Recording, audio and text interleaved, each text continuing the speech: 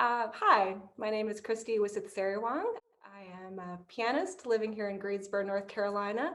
I teach piano, I play piano. I work with a lot of organizations here in the Gate City. I teach piano at the Music Academy of North Carolina. I have been there for, I think, about, oh gosh, how long have I been there? 14 years now, I think, as a piano teacher. And I play for Bel Canto Company, which is a choral group here in Greensboro. And as we're navigating COVID waters, we're starting to get back into playing and singing together. But Greensboro has been my home for about 21 years. Um, and I enjoy making music here. I've got lots of friends and colleagues here that are very dear to me. And I just found it a very special, nurturing, and inspiring place to be.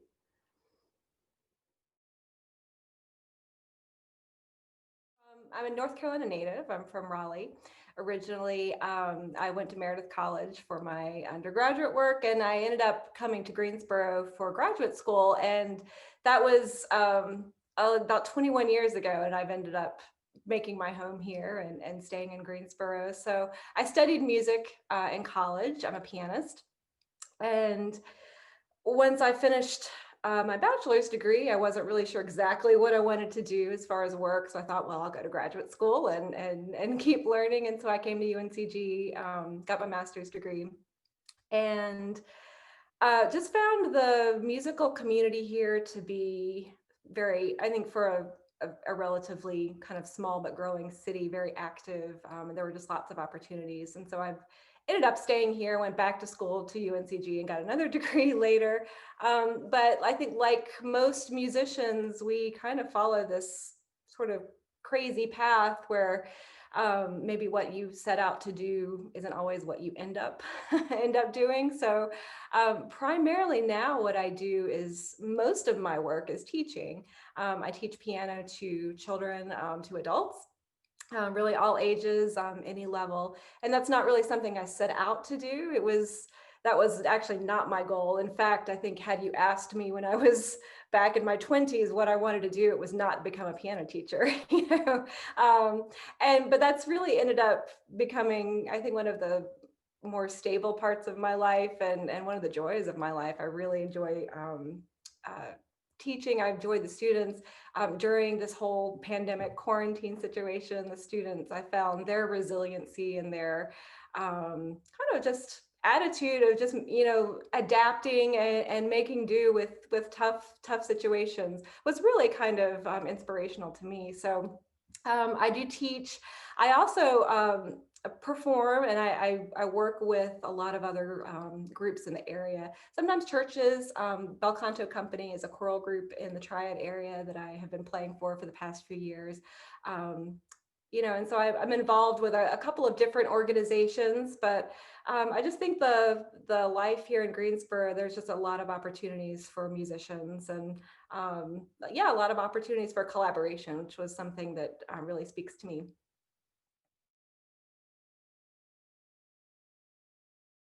I think probably my biggest influences have been my teachers. You know, I mean, I had some really fantastic teachers in high school, you know, music teachers, whether it was, um, you know, band, chorus, piano. And I think just their passion for trying to pass that along to children. I think classical music is kind of a hard sell these days. You know, it's not instant gratification. It's not an immediate, it's not often an immediate kind of connection, I think, especially with children that are used to a very, um, you know, glitzy, fast paced, you know, thing. Classical music can be slow. Sometimes it can be a little bit daunting. It can, but I think that's the music that I love. And that's the music that I think my teachers really nurtured in me to love. And I really try to pass that along, whether it's classical music that my students really enjoy or whether it's other music. But I want them to have that foundation where they appreciate the process of what they're doing and kind of um, the patience and the kind of fortitude it takes sometimes to not have something come very easily at first. So I don't know, I think the teachers that I had, they taught me how to listen. They taught me how to really appreciate things that maybe I hadn't been exposed to before. I did not grow up in a home that we did not listen to classical music and go to concerts or anything like that. That wasn't my home experience, but I had teachers who would, they'd be like, look, I'm going to take a group of you to the symphony. Let's go to a concert. Let's go, borrow this CD. I feel like they were always just trying to expose me to things. And I try to do the same thing for my students. And I hope that I do. Going to school here, I did, of course, make a network of connections. And so I feel like not everyone I met here stayed in Greensboro, of course. But I still do have a network of colleagues, of friends that I feel like I continue to work with and have been working with for the past 20 years. And that's kind of a very cool thing to have people that knew back in your 20s and you went to school with, and now we're all at different stages in our lives, but we're still actually making music together. We're still engaging in conversation and process and collaboration together. So that's very cool. My family still lives in Raleigh, most of them. And so Greensboro, like you said, it's a very central location. With a lot of my family being close by, I feel like I'm still very connected to them. It just felt like it was, I don't know, it felt like home.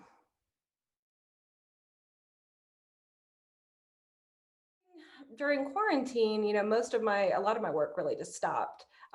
Teaching was, like you said, pretty much the safest and the most stable thing that I was able to do. I'm still doing a lot of it remotely. I've got a few kids now coming back to the studio, but with all my work projects stopped, I kind of just took the opportunity to just do some playing for myself. I revisited a lot of solo piano literature that I haven't played in years or never learned, some bucket list pieces and some things like that, but really just doing it for myself. I didn't really do it with the plan to present them, although I've got this kind of idea in my mind of maybe making a recording or something of some of the things that I was working on. But at the moment, things are starting to pick up a little bit. A lot of what I'm doing now is a lot of recording projects. Live in-person music is still, especially anything involving singing, is especially still just everyone's being very cautious and very, very, I think, careful about how and when and how much and how to reintroduce that into our lives. And so a lot of what I'm working right now is either working with singers to make, tracks for them so they can have things to perform with and practice with. So we're still working together, although we're not together. With Bel Canto Company the group that I play for, we've got some recording projects coming down the pike. So as far as, work and projects, I've got a few mostly recording things that I'm preparing, speaking with the conductor, working out tempos, working out logistics, trying to figure out, how exactly we're going to do these things and how to share them with the singers. But those are the kinds of things I'm mostly recording, mostly by myself.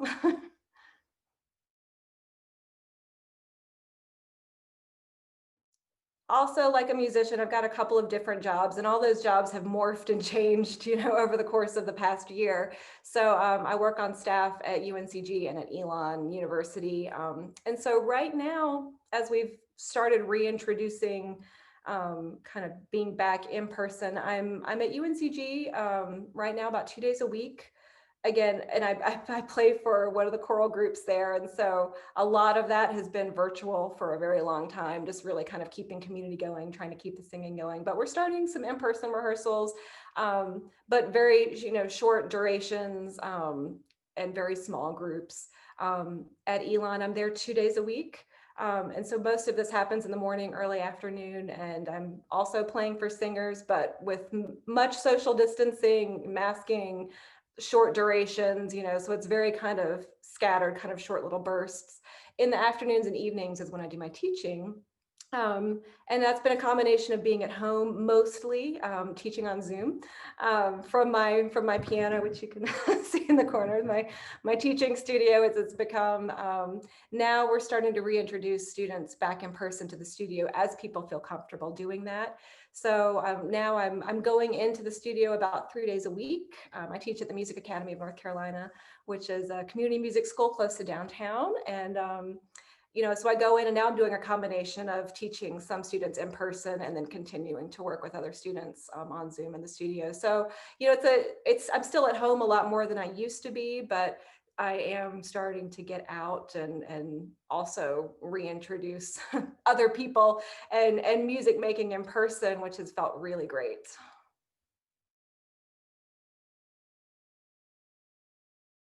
I think especially this year, with pandemic, like what I had mentioned earlier, so much of what I do is making music with other people. And that was really, I love, working with singers. I love working with choral groups. I love playing four hands piano music. All of those things are very high risk at this point because they're all things that either are very close or they're spraying particles out into the air, with singing. And so, for me, as this has gone on, it's just gone through all these different phases. I think we all went through this phase of, okay, how temporary is this? Okay, we can make do. And um, I was sort of doing a lot of playing of Chopin for a few months because that was very moody and kind of spoke to the moody, like moodiness of my soul. And then I tried to brighten it up and like, well, let's learn some new music. Right now, I just think it's for me just staying motivated and not being able to connect with people in the way that I really used to connect with them. I think we have used this time to hopefully spend more time at our instruments and we've also used this time, I think, to educate ourselves about technology because we had to. And I am a very, old school, type person. I really don't jump on technology bandwagons. I don't like find editing videos and things like that very, to be very exciting. But I think we've all had to learn how to do a little bit of that. And, out of necessity. And technology, I think, has been our biggest savior and also maybe our biggest frustration during this time. The internet has kept us connected, but it's also made us feel isolated in some ways. I think I am able to, in sometimes, collaborate with people and we'll make videos and share back and forth, but it's not like listening and responding and being together, in real time, unfortunately. Um, so I think we've all had to learn how to use things. I mean, I feel like I'm just now kind of learning how to use things like iMovie and GarageBand and things like that, because I think necessity really forces us to adapt and use the modules. And so on a very basic level, I'm trying to get myself into that world, but it's not somewhere I feel very comfortable. I really, um, I really miss being able to just, share music with people in person. And there's something about making a video and putting it out there. And someone will watch it and they might get something out of it, but it's not like getting that energy from being with someone. That's probably been my biggest struggle, just staying motivated, kind of finding ways to adapt and finding the opportunities rather than the limitations of COVID life.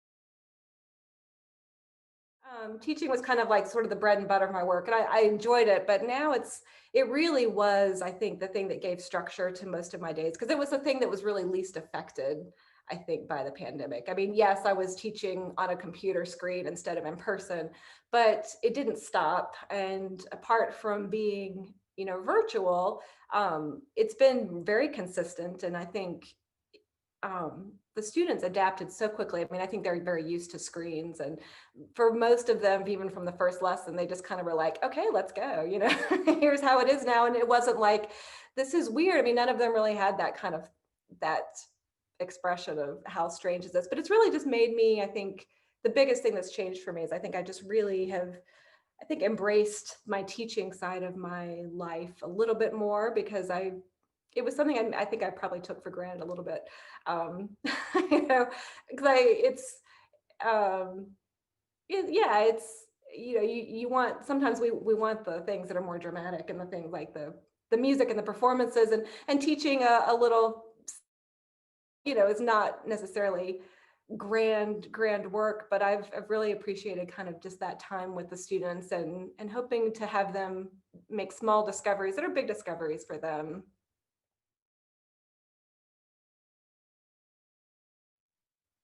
The purpose, I think, is it for me is inward and outward. I think for me it's creating a space of beauty and stillness in my life that I think regular life doesn't always have. We're often moving, we're going, we're doing things, and just creating that time where I can really appreciate the process of what I'm doing. I can really appreciate trying to work through things, trying to think through things, and see them in a different way, hear them in a different way, create them in a different way. Um, I think it's also turning it outward, because I do feel like sometimes a lot of what we do as artists is pretty self-indulgent. Like we're doing it for ourselves, first of all, because we love doing it, which is kind of selfish. But my hope is, as a classical musician, that I can kind of create a space and meeting for someone that maybe not wouldn't, someone who maybe wouldn't have been originally drawn to that kind of music or really know about it. I mean, sometimes, so I think sometimes as classical musicians, we end up performing a lot for each other. Classical musicians go to classical concerts, we listen to each other, but people who don't listen to classical music don't always go to those concerts. And so I think trying to make that music speak to someone maybe who wouldn't actually seek it out, because I do find that there is a depth and a beauty to it that we don't necessarily get. We're surrounded by music in our lives. We go to the grocery store, there's music. We sit in our car, there's music, but we don't always have music that kind of really challenges us in a way to listen deeper. Or, I mean, I think through this time of playing pieces, I went back to play pieces that I played, back in high school, even just because it was music I loved. And I was like, this is music I've lived with for 20, 30 years at this point, and I hear it now so differently than I did. And the piece has not changed, but I've changed. And so now my relationship to it has changed. So I think it's just creating that time and that space to have either listen to, create, or appreciate something that's beautiful. I really love playing and just the act of kind of the process of learning and, having, I won't say unlimited, but having a lot of extra time, back in the spring and summer, I really just kind of got it back into the joy of just playing for myself. It wasn't necessarily, you know, goal oriented. I didn't really have, a thing I was going to put it out there for. It was really just playing things that spoke to me, things that I felt like were comforting to me or motivating for me, and just being able to sit and practice, and sometimes practicing without, a specific deadline or a goal actually was a gift, in many ways. To have that time is quite amazing.